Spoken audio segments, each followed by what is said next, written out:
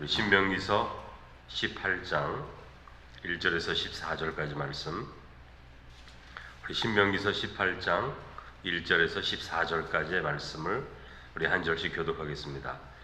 레위 사람 제사장과 레위의 온 지파는 이스라엘 중에 분깃이 없고 기업도 없을지니 그들은 여호와의 화제물과 그 기업을 먹을 것이라. 그들이 그들의 형제 중에서 기업을 가지지 않을 것은 여호와께서 그들의 기업이 되심이니 그들에게 말씀하심 같으니라. 제사장이 백성에게서 받을 목은 이러하니 곧 드리는 제물의 소나 양이나 그 앞다리나 두 볼과 위라. 이것을 제사장에게 줄 것이요 또 내가 처음 거둔 곡식과 포도주와 기름과 내가 처음 깎은 양털을 내가 그에게 줄 것이니 이는 내 하나님 여호와께서 내 모든 지파 중에서 그를 택하여 내시고 그와 그의 자손에게 항상 여호와의 이름으로 서서 섬기게 하셨음이니라. 이스라엘 온 땅 어떤 성읍에든지 거주하는 레위인이 간절한 소원이 있어 그가 사는 곳을 떠날지라도 여호와께서 택하신 곳에 이르면 여호와 앞에 선 그의 모든 형제 레위인과 같이 그의 하나님 여호와의 이름으로 섬길 수 있나니 그 사람의 목은 그들과 같을 것이요 그가 조상의 것을 판 것은 별도의 소유니라. 네 하나님 여호와께서 내게 주시는 땅에 들어가거든 너는 그 민족들의 가증한 행위를 본받지 말 것이니 그의 아들이나 딸을 불 가운데로 지나가게 하는 자나 전쟁이나 기흉을 말하는 자나 요술하는 자나 무당이나 진언자나 신접자나 박수나 초혼자를 너희 가운데 용납하지 말라. 이런 일을 행하는 모든 자를 여호와께서 가증히 여기시나니 이런 가증한 일로 말미암아 네 하나님 여호와께서 그들을 네 앞에서 쫓아내시느니라. 너는 네 하나님 여호와 앞에서 완전하라. 네가 쫓아낼 이 민족들은 기흉을 말하는 자나 전쟁의 말을 듣거니와 네게는 네 하나님 여호와께서 이런 일을 용납하지 아니하시느니라. 아멘. 자, 오늘 본문의 말씀의 주제는 두 가지죠. 하나는 레위 지파의 몫이 무엇인가에 대한 것입니다. 이 레위 지파는 오늘날로 말하면 목회자 그룹이라고도 할 수 있는데, 다른 지파는 땅을 기업으로 주어서 그 땅을 통해서 사업도 하고 산업을 해서 먹고 살 수 있도록 그렇게 만드는 거죠. 단순히 먹고 살라고 하는 것만은 아닙니다. 이 땅을 준 것은 좋은 문화를 이루고 또 좋은 문명도 이루라, 그런 뜻이죠. 하나님께서 그런 산업을 주신 것입니다. 그런데 이제 레위 지파는 그런 산업을 주지 않으세요. 산업을 주지 않는 이유가 무엇입니까? 그 산업 주면 그 일 하려 그러지 하나님 일 하려 그러지 않죠. 그렇기 때문에 산업을 아예 주지 않습니다. 사람의 마음을 하나님이 아시기 때문에 아예 주질 않으세요. 그래서 2절에 여호와께서 그들의 기업이 되신다, 그렇게 말씀하시죠. 그래서 여호와께서 그들의 기업이 되시기 때문에 이스라엘 백성들이 하나님께 드리기 위해서 가져오는 제물들, 11조 그리고 여러 가지 제물들이 있잖아요. 번제를 드릴 때, 화제로 드릴 때, 화목제로 드릴 때 이런 제물들이 있는데 그 제목들에서부터 이 레위 지파가 몫을 얻게 되는 거예요.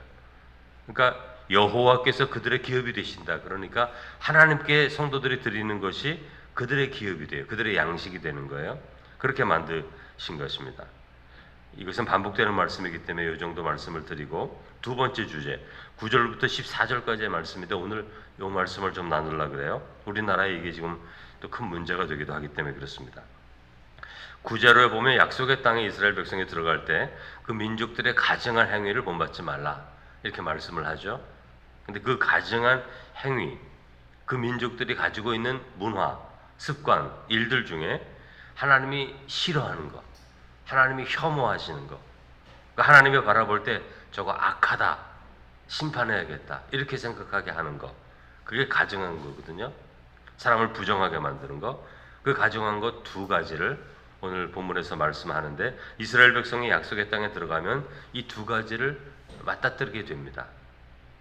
첫째는 10절에서 11절, 가나안 민족들이 가지고 있는 문화 가운데 하나님이 아주 가증히 여기는 거, 첫 번째는 10절 전반부에 그의 아들이나 딸을 불 가운데로 지나가게 하는 자, 이렇게 되어 있지 않습니까? 가끔 저 국립중앙박물관에서 멕시코, 옛날에 이제 멕시코에 있었던 문화, 아즈텍 문화, 이런 문화 전시회를 하면 이런 얘기 꼭 나와요. 자기 자식을 번제로 바치는 문화가 있었다는 거. 그쪽 지역에 다 있고 고대 시대 이런 게 참 많습니다. 근데 가나안 백성 가운데도 그게 있는 거예요. 자신들의 신에게 제물을 바칠 때 자기 자녀를 바치는 거예요. 여러분, 그게 성경에도 나오잖아요. 언제 나옵니까? 사사 입다, 전쟁 끝나고 올 때 첫 번째로 맞이하는 게 누구든지 내가 바치겠습니다. 자기 딸이 나오지 않아요. 그래서 하나님께 말한 거니까 돌이킬 수가 없으니까 딸을 바치잖아요. 이거 하나님 앞에 사실은 가증한 일인데 자기가 맹세를 해서 바칠 수밖에 없게 그렇게 밀려간 그런 게 있습니다만은 그 문화가 그 지역 가운데 있기 때문에 하나님의 백성들도 전염된 거예요, 사실은. 왜 그러냐면 여러분, 이스라엘 백성들은 소나 양을 제물로 바칩니다. 가장 중요한 거 바치는 거 아니에요, 소나 양. 목축업자들이 자기들에게 가장 중요한 게 소나 양인데 가나안 백성들은 어떤 순간에는 자신의 아들과 딸을 바쳤단 말입니다. 여러분, 소나 양 바치는 게 더 헌신적입니까? 자기 자식 바치는 게 더 헌신적입니까? 어디에 더 마음이 갑니까? 자기 자식 바치는 거잖아요. 자기 생명보다 더 귀한 자식을 자기 신에게 바친다. 이게 더 헌신스러워 보이잖아요. 그렇지 않습니까? 가장 귀한 것이니까. 그러니까 하나님께서 아브라함 시험할 때 너 이삭 바치라 이렇게 말씀하셨어요. 너 소 양 바치라 이렇게 말씀하지 않으셨어요. 너가 지금 가장 귀하게 여기는 자식을 바쳐라. 시험하실 때 그렇게 하셨거든요. 왜 그렇습니까? 그게 중요한 거니까. 그러니까 가나안 백성들은 자기 자식들을 바치는 게 자기 신에게 가장 중요한 것 드리는 거라고 생각하기 때문에 자식 바치는 거예요. 하나님이 시험할 때 그렇게 한번 떠보신 거고, 그런데 하나님께서는 이러한 것은 가증한 것이다 그렇게 말하는 거예요. 사람이 생각할 때는 자기 자식 바치는 게 굉장히 헌신적인 것이고 굉장히 좋은 것이라고 생각하지만 하나님께는 그렇지가 않다. 그것은 하나님 앞에 가증한 것이다 그렇게 말씀하시는 거예요. 그러니까 하나님이 원하시는 것과 세상이 원하는 것이 기준이 여러분 다릅니다.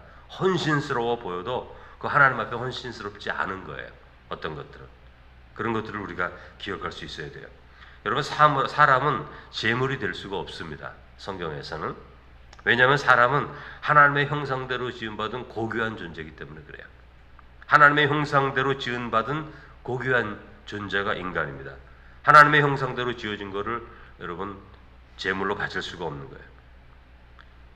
고귀한 존재인 것은 그 사람이 돈이 많아서 성공해서 학식이 깊어서 인격이 훌륭해서 교양이 아주 많아서 그래서 존귀한 것이 아니고, 그런 존귀함도 있지만 인간은 본래 창조될 때부터 하나님의 형상대로 지음을 받았기 때문에 그 자체로 선천적으로 존귀한 겁니다. 사람은 못 배워도 그래서 존귀한 거예요. 성공하지 못해도 존귀한 거고, 때로는 죄 가운데 있어도 존귀한 인간인 거예요. 죄를 지었다고 해서 하나님이 존귀하게 만든 게 없어진 게 아닙니다. 그 존귀한 게 남아있기 때문에 때로는 살인자들도 돌이켜서 하나님께 나오는 이유는 그 존귀함이 있기 때문에 나오는 거지, 그게 다 사라졌으면 어떻게 깨닫겠어요, 그 사람들이. 그러니까 선천적으로 하나님이 그렇게 존귀하게 만드셨어요, 사람을. 그래서 죄물이 될 수 없는 것입니다. 성경은 인간에 대한 기준이 굉장히 높습니다. 우리는 스스로 우리 자신을 바라보면서 기준을 낮출 수도 있어요. 내가 이 정도밖에 안 되나 이렇게 생각할 수 있는데, 성경은 인간에 대한 기준이 굉장히 높습니다. 그래서 신약 성경에 오면 하나님의 아들 예수 그리스도가 스스로 자신의 생명을 내어놓기까지 인간을 구원하기 위해 이 땅에 오셨다는 거예요. 그러니까 귀한 거죠. 우리 자신은 우리가 귀한 걸 모르는데 하나님은 너희들이 얼마나 귀한 것을, 하나님의 하나밖에 없는 독생자 예수 그리스도 이 땅에 보내주셔서 그 생명을 대속하기까지 그렇게 귀하게 인간을 창조했다. 너희 스스로도 귀하게 여겨야 된다. 그렇게 말씀하시는 거죠. 그래서 여러분, 기독교 기독교 종교가 있는 신앙이 있는 나라들은 발전하는 게 뭡니까? 그래서 인권이 발전하는 거예요. 자유와 평등. 모든 인간은 자유하고 모든 인간은 똑같다. 뭐 부자든 가난한 자든 많이 배웠든 많이 배우지 않았든 평등하다. 그래서 투표할 때도 표 하나씩 받는 거예요.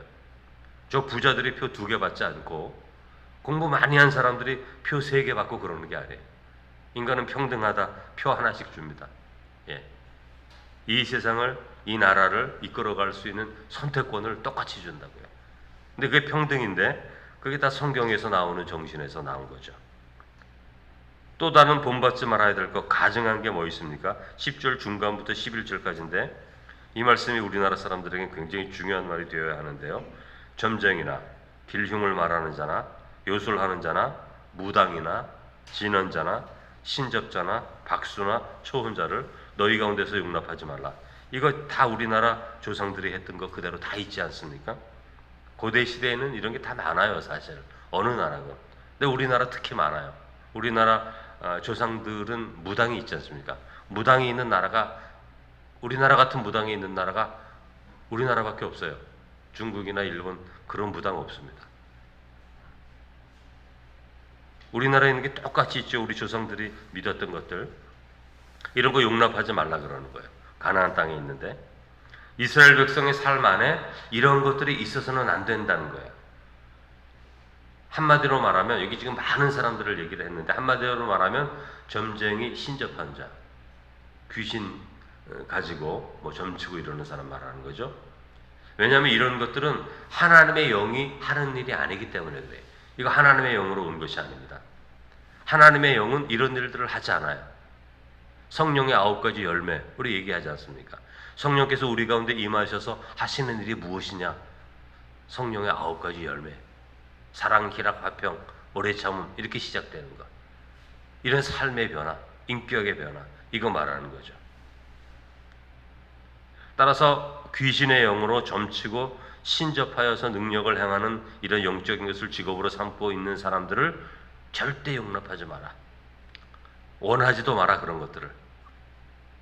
여러분, 이런 종류의 신앙이 그대로 가면 많이 있습니다. 점도 치고 앞날도 맞추죠. 못 맞추면 뭐 돈을 내겠습니까? 사람이 어느 정도 맞히니까 돈도 내고. 또 용한 귀신들은 귀신을 뭐 섬긴다고 할까 맞추잖아요. 성경에도 나오잖아요. 발람도 나오고 때로 뭐 나귀도 나오고, 그리고 사울 왕이 또 신접한 여인을 찾아가서 또 사무엘을 불러 올려라. 초혼자, 혼을 불러 올리고 뭐 이런 게 성경에도 나오지 않아요? 그런 일이 있었다는 거죠. 이런 일들이 있다는 거예요. 근데 하나님께서는 이런 일을 절대 금지해요. 왜냐하면 하나님으로부터 오는 것이 아니다. 그것은 그렇게 말씀하는 겁니다. 근데 여러분, 그러면 질문이 생겨요. 점치는 사람들은 가까운 일들을 잘 알아맞히거든요. 그러면 그런 것을 좀 알면 좋지 않을까? 어떤 일을 알면 좋은 일도 있을 것 같기도 합니다, 여러분. 우리 생각에. 만일 어떤 분이 당신 물에 가지 마시오. 내가 점을 쳐봤더니 당신 물에 가면 생명이 위급한데 가지 마시라고. 그러면 거기를 안 가서 생명을 구했다면 그런 것도 좋은 거 아닙니까? 이렇게 질문할 수 있잖아요. 만일 사고를 알아맞혀서 이렇게 큰 사고가 나지 않았다면 그거 좋은 거 아닙니까? 점치고 그런 데 가면 되지 않습니까? 우리가 어디 가려고 그럴 때 우리가 그래 물어볼 수 있는 거예요. 근데 여러분, 그런 것들을 알아서 어려움을 피해가는 것이 우리 인생에 있어서 정말 좋아지고 발전하는 것인가? 그걸 생각해 보면 그렇지 않아요, 여러분. 성경을 보면 하나님은 성도들을 고난 가운데 연단시킵니다. 절대 피해가게 하지 않으세요. 고난 가운데 연단시키기 있어서 하나님의 일꾼으로 세워가십니다. 훈련을 고난 가운데서 시켜요, 성도들은. 그러니까 요셉은 형들에게 팔려서 오랜 시간 방황을 하는데 이런 일을 좀 점쳐서 피하면 더 좋지 않았을까, 요셉에게? 여러분, 점을 쳐서 요셉 너 형들에게 가지 마라. 그래서 안 갔습니다. 그래서 살았습니다. 그럼 뭐가 더 좋아지나요? 더 좋아질까요, 여러분? 더 안 좋아져요, 요셉의 삶에 있어서는. 만일 그렇게 점을 쳐서 피했다면 이스라엘은 가나안 땅에서 다 죽었을 것입니다. 지금까지 이스라엘 민족이 살아남을 수가 없어요. 왜냐하면 70명밖에 안 되거든요. 야곱의 가족이. 여러분 70명의 가족이 유목민 그룹인데 이들이 어떻게 200만 명으로 성장할 수가 있습니까? 성장을 할 수가 없습니다. 유목민으로 돌아다니는 사람들은 지금도 베두인 족속이 팔레스틴 땅에 있지만 유목민 족속들은 인구가 그 정도밖에 안 돼요. 부흥을 할 수가 없어요. 유목민이 만약에 커지잖아요. 10,000명이 되고 그러잖아요. 그 지역 사람들이 와서 다 죽여버리죠. 왜냐면 저 외부에 떠돌아다니고 있는 10,000명 되고 20,000명 되고 50,000명 되고 유목민이 그러면 그거 누가 가만히 두겠습니까? 나중에 자기 나라 쳐들어올 게 뻔한데 다 죽여버리죠. 한 70명 정도 되니까 살려주는 거예요. 위협이 안 되니까 언제든지 나가서 때려보실 수 있으니까 위험이 안 되니까 그냥 두는 거지. 위험이 될 정도로 성장하면 그냥 가나안 족속들이 야곱 족속을 다 죽이는 겁니다. 그저 70명, 100명 요 정도 살아갈 수밖에 없어요. 200~300명. 유목민들은 그렇게 살아갈 수밖에 없는 거예요. 그러니까 점쳐가지고 요셉이 살아났으면 평생 그렇게 살다가 죽는 겁니다. 이스라엘은 생겨날 수도 없어요. 유목민은 돌아다니잖아요. 문화가 없어요. 문명을 이룰 수도 없어요. 그냥 먹고 사는 것 정도지 문명과 문화를 그 땅 가운데 이룰 수가 없습니다. 유목민은. 그러니까 요셉이 그렇게 어려운 일을 피했다. 개인적으로 더 좋은 일이 일어나지 않습니다. 그러나 그런 어려운 일들 가운데 그 가운데 하나님이 섭리하시고 함께 하셔서 요셉의 삶을 연단하시고 인도하셔서 애굽의 총리가 되지 않습니까? 총리가 되어서 당시에 있었던 7년간의 극심한 가뭄에서 이스라엘을 구원하지 않아요? 그 고대 중동 지방에 있는 사람들을 다 구원하지 않습니까? 그리고 이스라엘 백성들을 애굽에서 좋은 땅, 고센 땅 갔다 오신 분이 그러시더라고요. 너무 좋다고. 수박이 우리나라 수박의 몇 배가 된대요. 그 정도로 큰 수박이 달리는 좋은 땅이라는 거죠. 그 고센 땅에서 430년간 살면서 70명 가족이 200만 명이 됐어요. 3,000배로 불었다고요.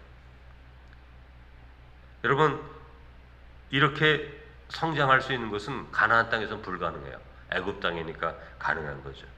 그 하나님의 큰 섭리 안에서 이스라엘 백성 이렇게 움직여 가는데 그 순간에 요셉은 힘든 삶이잖아. 점쳐가지고 만약에 딱 풀려났다 그래요. 하나님의 큰 섭리를 다 막는 거예요. 그게 사실은.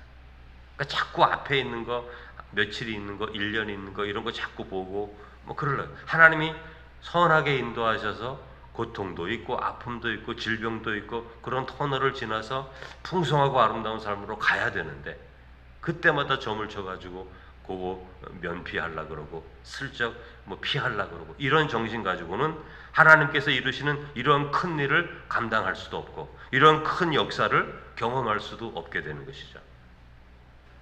그런데 가나안 땅에 있는 점치는 자들은 다 이렇게 만드는 거예요. 사람들의 마음을 그저 하루, 이틀, 열흘, 한 달, 길어야 1년 이 정도만 보고 살게. 자꾸 그 무당들에게 꽉 잡혀 있지 않습니까? 꽉 잡혀 있어요. 우리 교회에도 뭐 예언하는 분들이 있고 병 고치는 분들이 있다 그러면 병 고침을 받고 하나님의 예언의 은사가 있으면 예언을 받아서 하나님의 은혜가 됐다면 신앙이 독립을 해야 되는데 무슨 일만 있으면 거기 가고 그렇게 되는 것은 잘못됐다는 거예요. 하나님이 우리에게 원하시는 신앙은 독립적인 신앙이거든. 자립하는 신앙. 그때 우리가 죄 가운데 있을 때 필요하니까 선지자의 말이 필요할 때가 있지만 선지자의 말이 필요한 것은 우리를 세우기 위해서 필요한 거지. 이 무당집 찾아가듯이 날마다 찾아가서 무슨 일이 있냐고 물어보는 신앙 가지고는 이런 큰 문화, 하나님의 큰 역사를 이룰 수도 없고 하나님이 맡기지도 않고 그런 일들을 주시지도 않아요. 그러니까 가나안 백성들에게 있었던 이런 무당 일들에 대해서 하나님께서 완전히 금지시키는 것입니다. 하나님은 성도들의 삶을 고난 가운데로 인도하십니다.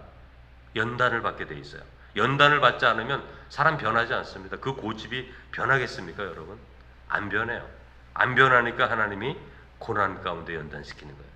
근데 고난을 받으면 변합니다. 하나님만 찾게 돼 있어요. 고난을 받으면 고집스러운 마음, 완고한 마음 다 변해요. 그러니까 하나님께서 그런 고난을 우리의 삶 가운데 허락하시는 거예요. 또 하나님께서 더 크게 쓰시기 위해서는 고난이 있어야 되죠. 요셉 같은 사람. 여러분, 유목민이 무슨 애굽의 총리를 합니까? 그 사람이 어떻게 훈련받아야 돼요? 고난 속에 연단받아서 지혜를 얻게 되고, 그래서 지도자가 되는 거 아닙니까? 다윗도 마찬가지. 사울왕에게 쫓겨다니면서 지혜를 알게 되고, 그 나라 전체 돌아다니면서 자기 나라가 어떻게 구성되어 있는지 다 보게 하시잖아요, 하나님께서. 고난 가운데서 그런 일들을 경험하면서 나중에는 그게 다 하나님의 은혜임을 알지만 그때는 얼마나 피하고 싶은 거냐 말이죠. 정말 생각만 있으면 무당이라도 불러와서 내가 살 수 있겠느냐, 내가 어디로 도망가면 되겠느냐, 이거 묻고 싶지 않아요. 사실은 묻고 싶잖아요. 그러나 신실한 하나님을 믿는 자들은 하나님이 나의 삶의 모든 길 가운데, 그래서 시편 23편에 다윗이 고백하지 않습니까? 사망의 음침한 골짜기로 다닐지라도 내가 두려워하지 않을 것은 주께서 나와 함께 하심이라. 이거 경험하는 거죠. 이거 경험하니까 삶을 살아갈 때 두려움이 사라지는 거예요. 내가 죽을지라도, 그렇게 하지 않을지라도 내가 하나님을 의지하겠다, 이런 믿음 생기니까 하나님이 그들에게 큰 것을 맡기지 않습니까? 이 세상을 변화시킬 수 있는 삶의 자리 가운데로 인도하지 않습니까? 그 현세적인 사람을 만들려고 하는 게 아니고, 하나님은 영생을 마음에 품는 사람들을 만들려고 하는데, 영생을 위해서 사는 사람이 귀신의 점을 치고 무당집에 가고 하루 일, 이사 가는 일, 아기 이름을 짓는 일, 이런 것 때문에 그들에게 가서 고개를 숙이겠습니까? 그렇지 않잖아요. 하나님께서 지키시고 하나님께서 영생으로 우리를 인도하시는 그 하나님 앞에 나아가기를 더 기뻐하는 거죠, 성도들은. 그러니까 하나님은 미래를 바라보고 영생을 바라보는 백성을 사랑하는 거예요. 왜냐하면 하나님이 그러잖아요. 나는 알파와 오메가다, 처음과 끝이다. 그걸 다 보고 계시는 하나님이 믿는 자의 삶을 얼마나 잘 인도하실 것인데, 그렇게 순간순간 오히려 하나님 앞에 대적하면서 피해가려고 하는 것은 하나님 앞에 옳지 않은 것이다. 하나님의 섭리 가운데 나아갈 수도 없는 것인데, 이스라엘 백성들에게 그것을 말씀하시는 것입니다. 그러므로 신실하신 하나님을 믿는 믿음이 중요한 거기 때문에 우리 성도들은 신실하신 하나님을 알 때마다 더 굳건한 믿음으로 우리의 삶의 자리를 지키고 승리하는 성도 되시기를 주님의 이름으로 축원합니다. 거룩하신 하나님 아버지, 무당을 찾고 점을 치고 신접한 자를 찾고 초혼자를 부르는 그런 문화가 이 대한민국에 얼마나 많은지, 수십조가 되는 자금이 점치는 데 사용되고 있다는 것을 아버지 하나님 알고 있습니다. 그것이 얼마나 좋은 직업이 되어서 이 세상 가운데 얼마나 많은 자들이 어떤 귀신의 신을 받고 어떤 무당이 되는지 모릅니다.